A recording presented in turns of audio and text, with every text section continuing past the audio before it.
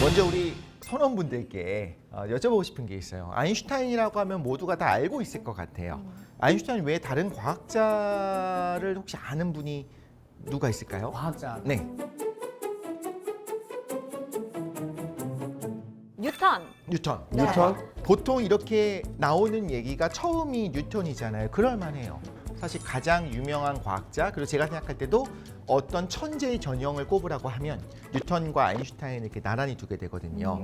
그런데 이게 당연한데 한편으로는 아인슈타인이 뭘 했느냐, 뉴턴이 뭘 했느냐 하면은 우리가 알고 있는 이미지는 키워드만 있는 거예요. 네, 실제로 맞아요. 어떤 삶이 있었는지 모르니까. 괴짜 천재 과학자 뭐 이런 이미지. 그렇죠. 괴짜의 느낌이 좀 있죠. 네. 어린아이랑 대화하고 강아지랑 대화하고. 제가 드리고 싶은 말씀 중에 하나는 뭐냐면요. 아인슈타인의 일화들을 보면 젊을 때인가요? 노년인가요? 노년이죠. 노년이에요. 유명해진 노년에 후에. 네. 뭐 손녀와의 이야기, 옆집 소녀와의 이야기 이런 걸 하면서 정말 따뜻한 천재 과학자다 생각을 하거든요.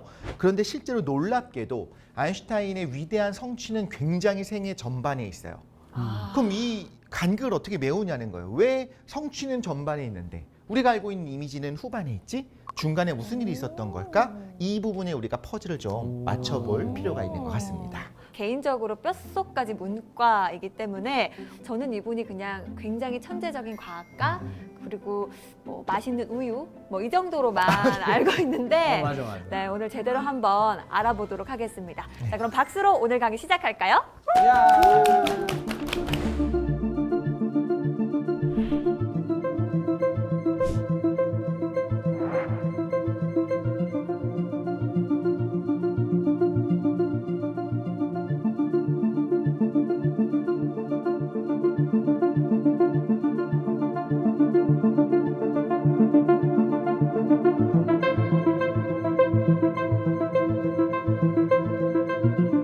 아인슈타인의 어린 시절부터 한번 볼게요. 어땠을까요? 너무 귀엽죠.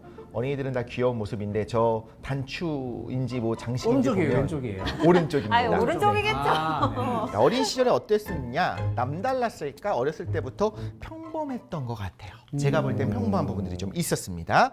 언제 태어났느냐? 1879년 독일의 미넨에서 120km 정도 떨어져 있는 곳에서 출생을 했습니다.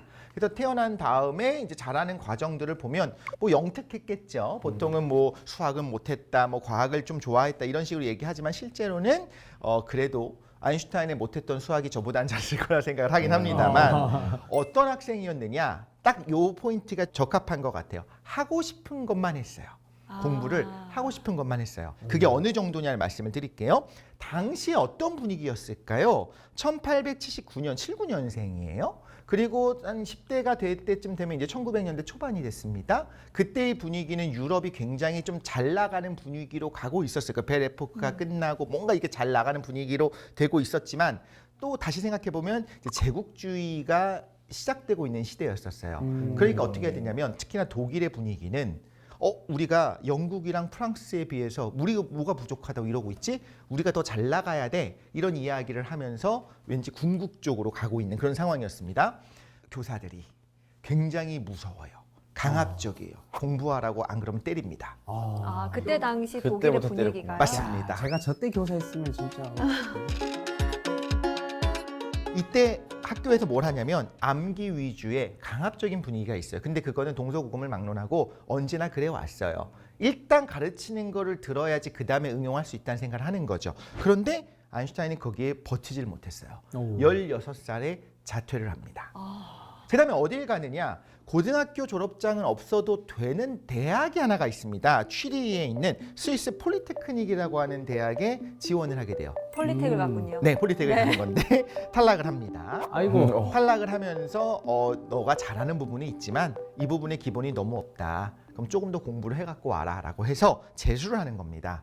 그래서 한국 나이 18살에 1896년에 폴리테크닉 고등학교 교사 양성과정에 입학을 해요. 사범대를 들어가는 겁니다. 오. 그런데 이때 대학에 들어가게 되면 이제는 어떻게 해야 될까요?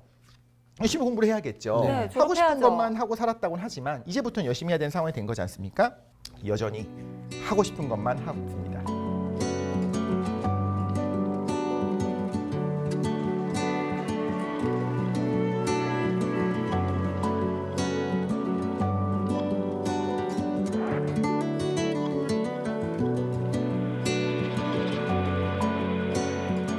하고 싶은 것만 한다. 그렇지만 훌륭한 사람이야, 훌륭한 학생이야라고 하기에 조금 모호한 게 있는 게 베버라고 하는 교수님이 베버? 그 당시에 막스 베버. 막스 베버랑 다릅니다. 아, 네. 네, 이 베버 교수님이 물리 교수였는데 어. 그 시대의 딱 첨단에 해당하는 물리를 안 가르치는 거예요.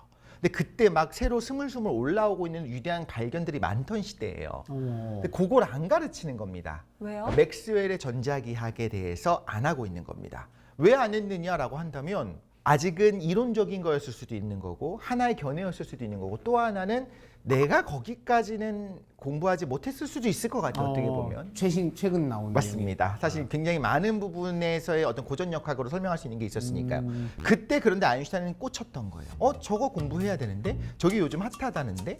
요즘 비트코인이 핫하다는데? 아하. 요즘 뭐 그런 식으로. AI 연구를 해갖고 AI 관련된 걸 내가 해야 되는데 걔도 가르치고 있는 건 컴퓨터학 개론을 가르치고 있는 거예요. 그래서 어떻게 하냐면 교수님을 무시하고요. 미스터라고 불렀다고요.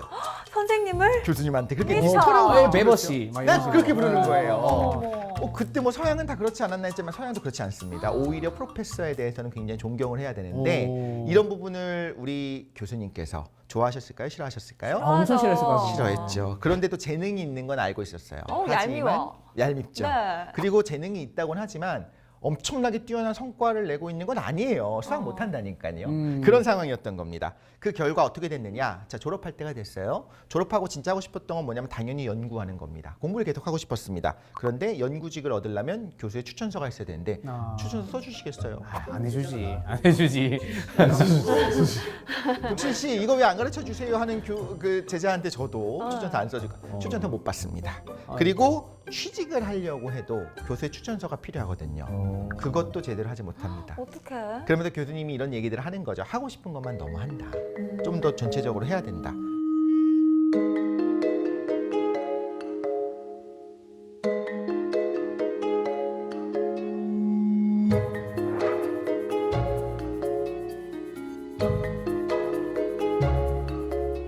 자, 그럼 취직도 제대로 못한 상황이 됐습니다. 아인슈타인은요. 백수 같이 살아야 되지 않겠습니까? 네. 실제로 그래요. 그래서 아인슈타인은 백수였냐라고 한다면 한동안은 그렇습니다. 그래서 머리가 이렇게 막. 그건 아니었겠죠. 갑자기 이렇게 그런 상황에서 굉장히 힘들었다라고 하고요. 수입도 적었다고 합니다. 그래서 1902년에 그 유명한 개인 교습 광고도 냅니다. 이 광고는 뭐냐면 신문에 올라와 있는 거예요. 뭐라고 써 있냐면 개인 교습, 수학과 물리학, 대학생과 어린 학생 대상, 연방 폴리테크닉 교사 자격증을 가진 알베르트 아인슈타인의 가장 완벽한 교습. 그러면서 무료 시범 교습까지 써 있습니다. 야, 아인슈타인의 수업을 받을 수 있었던 맞습니다. 거네요. 과외 선생님이었던 거죠. 와. 실제로 그걸 보고 연락해서 온 친구들도 있었고 나중에 친구가 됐다고 해요. 무료 교습을 할 정도로 이렇게 절박한 심정으로 했었던 거죠. 자, 이때 근데 이미 대학교 때부터 만나고 있었던 밀레바라고 하는 연인과 결혼한 상황이었어요. 그러니까 지금까지 보면 뭔가 이제 열심히 살고 있는 그냥 뭐 내 뜻대로 좀 되지 않았었던 그런 사람이었던 겁니다. 하지만 친구들이 도와줍니다. 친구들이 좋았어요. 친구를 잘 친구들이 뒀네요. 친구를 잘 있었네. 뒀습니다. 친구들이 도와줘서 베른에 있는 스위스 베른에 있는 특허 사무소에 3급 기술직으로 일을 하게 돼요. 이것도 이렇게 생각하는 분들이 있어요. 특허 사무실에서 이분이 맡았던 일들이 뭐냐면 전기 공약 분야의 특허 신청서를 평가를 하는 거예요. 그럼 굉장히 똑똑하기 때문에 가능한 거다. 뭐 변리사급도 혹은 그 이상이 아닐까 생각할 수도 있는데 사실 이건 좀 행정적인 일이었다고 해요. 그 당시 쏟아져 나오는 수많은 전기 관련된 것들을 분석할 수는 있었으나 문제는 2급에 지원했었는데 3급밖에 못했습니다. 그리고 굉장히 힘들었다고 하고 본인도 너무 힘들다. 월화수목 금금금금금 너무 힘드니까 도대체 이 주 6일 언제 그만하냐. 쉬고 싶다가 아니고 이러면 내 연구를 언제 하냐였대요. 연구는 할 생각이 있었던 거예요. 그런데 여기서 핵심 하나 말씀드리고 싶은 게 있어요. 아인슈타인이 유대인인 걸 다 아시죠? 네. 유대인입니다. 유대의 집안에서 태어났는데 어떤 집안이면 그 집안의 분위기가 어떤 유대교를 강조하거나 우린 이런 거야. 유대인의 어떤 이런 거 정체성을 가지고 있어야 돼. 그 유일신을 믿어야 돼. 이런 분위기는 아니었던 거예요. 그게 굉장히 중요한 포인트 중에 하나가 될 수 있을 것 같아요. 온 집안이, 온 민족이 다 이렇게 유일신 사상이 있었는데 아닐 수도 있지. 이렇게 좀 세속주의에 물들어 있는 세속주의라고 하는 게 안 좋은 의미는 아니니까요. 세속주의 그런 유대교 집안에서 성장을 하다 보니까 어떤 생각할 수 있냐면요. 모든 걸 의심할 수 있어요. 유일신조차도 우리 조상이 그렇게 오랫동안 믿어왔던 유일신이 뭐 없을 수도 있잖아, 없어 라고 생각하는 집안의 분위기라면 아니 저 선생님이 가르쳐주는 거죠, 교수님이 가르쳐주는 게 절대적인 게 아닐 수도 있지. 틀렸을 수도 새로운 이론이 있다. 계속 튀어나오고 있는데 이러면서 자유로운 사고가 가능한 거예요. 그래서 실제로 그런 사고 때문에 가능하지 않았나라는 생각을 하고 세상의 모든 걸 의심하면서 호기심 그리고 학구열을 불태웠다고 합니다.